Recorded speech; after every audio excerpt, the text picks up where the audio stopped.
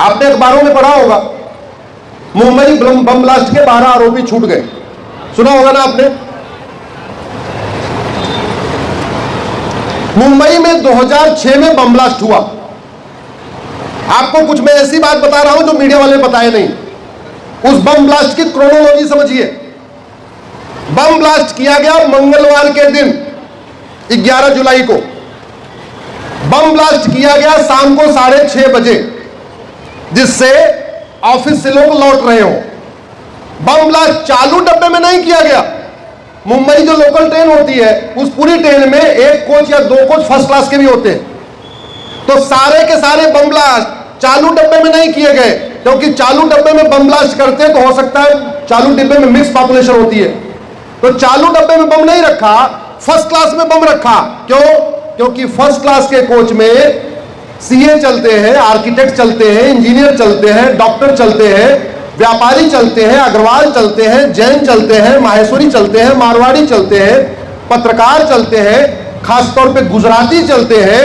और सारा का सारा बम ब्लास्ट जो गुजरात वाली लाइन है, जिसको वेस्टर्न लाइन बोलते हैं, उसी लाइन पे किया गया मंगलवार का दिन शाम को 6:30 बजे, और फर्स्ट क्लास ये चुना गया।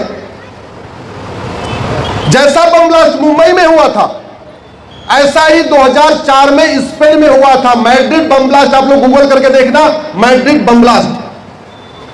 मैड्रिड में जिन लोगों ने बम ब्लास्ट किया, उसमें 21 लोग पकड़े गए। 40,000 साल की सजा हुई। एक एक जिहादी को कितने साल की, जोर से बोलिए? 40,000। दोबारा मैड्रिड में, स्पेन में दोबारा कोई बम ब्लास्ट करने की जरूरत करेगा क्या? जोर से बोलिए। अगले साल 2005 में लंदन में ट्रेन में बम ब्लास्ट हुआ। सुबह के टाइम बम ब्लास्ट हुआ। सभी जितने जिहादी थे सबको आजीवन कारावास, अंतिम सांस तक जेल में ही सड़ना पड़ेगा। जज ने यह ऑर्डर किया। और 2006 में मुंबई में हुआ, और मुंबई में पकड़े कुल कितने गए? 12। यहां मीडिया के बंधु बैठे हैं, मैं कुछ आप इसकी टेक्निकल बात बता रहा हूं। जब से ये 12 के 12 आरोपी छूट गए हैं, सारे लोग अपनी भड़ास निकाल रहे हैं जज के ऊपर। लेकिन जज ने बरी क्यों किया, मैं उसका कारण बताता हूं। 2006 में महाराष्ट्र में कांग्रेस की सरकार थी। कांग्रेस की सरकार ने मुंबई बम ब्लास्ट की पूरी जांच एटीएस को सौंपा। एटीएस ने 3 महीने के अंदर, 4 महीने के अंदर अपनी रिपोर्ट दे दिया, और यह बोला कि इसको आईएसआई ने लश्कर तोयबा के साथ मिलकर भारत के सिमी के सहयोग से किया है। एटीएस ने यह भी बताया ये बम ब्लास्ट कुकर में रखे गए थे, और मुंबई में कोई गोवंडी एरिया है, वहां ये सारे के सारे बम रखे गए। एटीएस ने 3-4 महीने के अंदर अपनी पूरी जांच पूरी कर दी।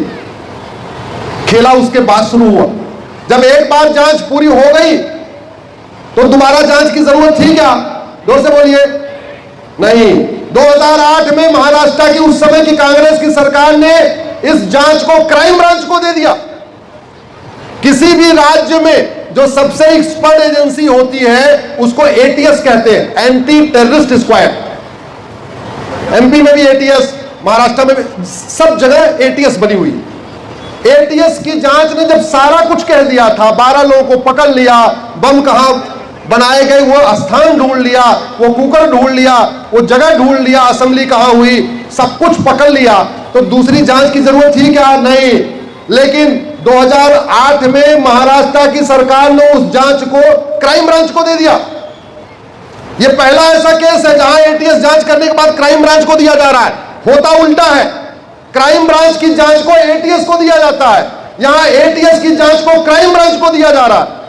और क्राइम ब्रांच जांच करके कह रही है ये जो मुंबई में बम धमाके हुए, इसको इंडियन मुजाहिदीन ने किया है। सिमी का नाम गायब हो गया, और कहा ये घोमंडी में नहीं, ये तो बम सिवनी में मिला था। सिवनी एक जगह वहां। उसी का फायदा उठाया आतंकवादियों ने, या ये कह सकते हैं आतंकवादियों को फायदा पहुंचाने के लिए ही 2 जांच कराई गई, और 2 की दोनों जांच रिपोर्ट कोर्ट में पेश कर दी गई। अरे कोर्ट में जाना भी था तो कम से कम एक रिपोर्ट पेश करते, या तो एटीएस की पेश करते या तो क्राइम ब्रांच की पेश करते। 2 की दोनों रिपोर्टें कोर्ट में पेश कर दी गई। यहीं से आतंकवादियों को मौका मिल गया। बोले साहब देखो महाराष्ट्र सरकार की एक एजेंसी कह रही है सिमी ने किया है, दूसरी एजेंसी कह रही है इंडियन मुजाहिदीन ने किया है, एक एजेंसी कह रही है गोवंडी में बम मिला, दूसरी कह रही है सिवरी में बम मिला, और नतीजा क्या रहा? सबूत के अभाव में बरी हो गए। हालांकि महाराष्ट्र की सरकार ने जानबूझ के ये किया तो किया, लेकिन इस संविधान में हाई कोर्ट के माननीय जजों को और सुप्रीम कोर्ट के जजों को बहुत पावर दी हुई है।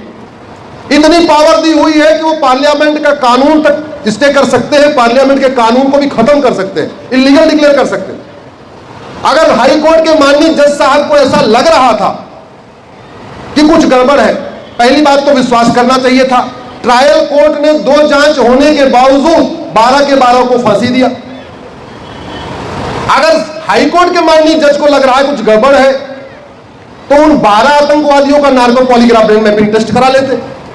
एक आतंकवादी का narco polygraph brain mapping test करने में ज्यादा से ज्यादा 1 दिन लगेगा, तो 12 आतंकवादियों का टेस्ट करने में कितना टाइम लगता?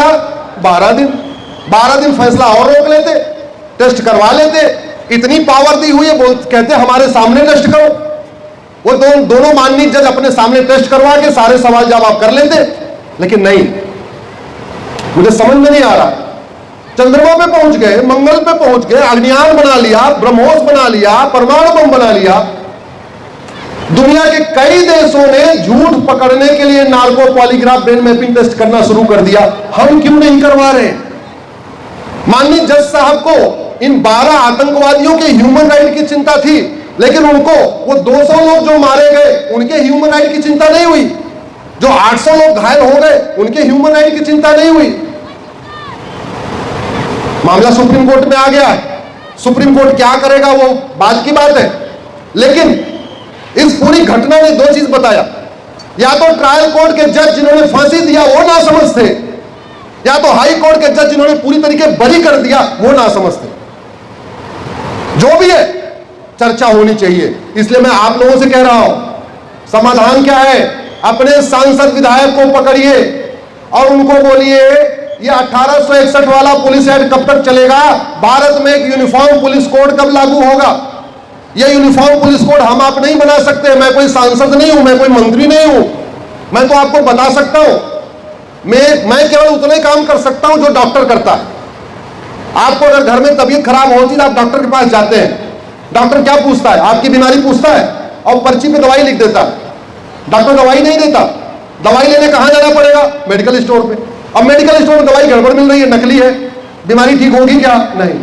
समाधान पुलिस रिफॉर्म, जुडिशियल रिफॉर्म। जिस दिन भारत में झूठ को गंभीर अपराध घोषित कर दिया जाएगा, झूठ पकड़ने के लिए नार्को पॉलीग्राफ ब्रेन मैपिंग कानून बन जाएगा, उस दिन से यहां पे अपराध कम होना शुरू हो जाएंगे, अपराधियों में खौफ पैदा हो जाएगा। अभी हो क्या रहा है? 10-10, 20-20 हजार रुपए में लोग फर्जी गवाह खड़ा कर लेते हैं, 10-10, 20-20 हजार रुपए में सारे फर्जी डॉक्यूमेंट बनवा लेते हैं, वकील को मोटा पैसा दे देते हैं। कानून इतने गड़बड़ है कि वकील बदलते ही कानून की व्याख्या अलग हो जाती है, जज बदलते ही कानून की व्याख्या अलग हो जाती है। ऐसा कानून नहीं चाहिए। एक जज फांसी दे दे, दूसरा जज बरी कर दे, ऐसा कानून चाहिए क्या? कानून तो ऐसा होना चाहिए, डिस्ट्रिक्ट कोर्ट के जज, चाहे हाई कोर्ट के जज, चाहे सुप्रीम कोर्ट के जज, जब उसको पढ़े तो सबका दिमाग एक ही तरीके से चलना चाहिए, एक ही व्याख्या होनी चाहिए। इसलिए मैं आप लोगों से आग्रह कर रहा हूं, भारत में जस्टिस विद इन लागू करने की मांग करिए। आप में से कितने लोग हमारे साथ फेसबुक पे जुड़े हुए हैं? हाथ उठाइए जरा। कितने लोग हमारे साथ यूट्यूब पे जुड़े हुए हैं? यूट्यूब, सोशल मीडिया में जुड़े रहिए, हमारे साथ बने रहिए। आमने सामने तो कभी कभी मिलेंगे, लेकिन सोशल मीडिया के माध्यम से मिल ही सकते हैं। लेकिन मैंने कहा, मैं बीमारी की दवाई बना नहीं सकता, मेरे पास वो सामर्थ्य नहीं है। दवाई कौन बनाएगा?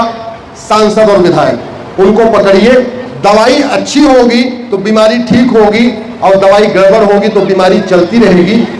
बीमारी की बात करने से बीमारी ठीक नहीं होती है, बीमारी दवाई बदलने से ठीक होती है। इसी के साथ मैं आप सब लोगों को बहुत बहुत धन्यवाद देता हूं, आपका आभार व्यक्त करता हूं। आप लोगों ने इतनी देर सुना, आप सबको बहुत बहुत धन्यवाद देता हूं। आपने इतना अच्छा आयोजन किया कार्यक्रम का, मैं आयोजकों को धन्यवाद देता हूं। एक बार मेरे साथ खड़े हो जाइए, एक मैं नारा लगाता हूं, आपको पीछे पीछे बोलना है, हमें चाहिए आजादी। पूरी ताकत के साथ बोलना है।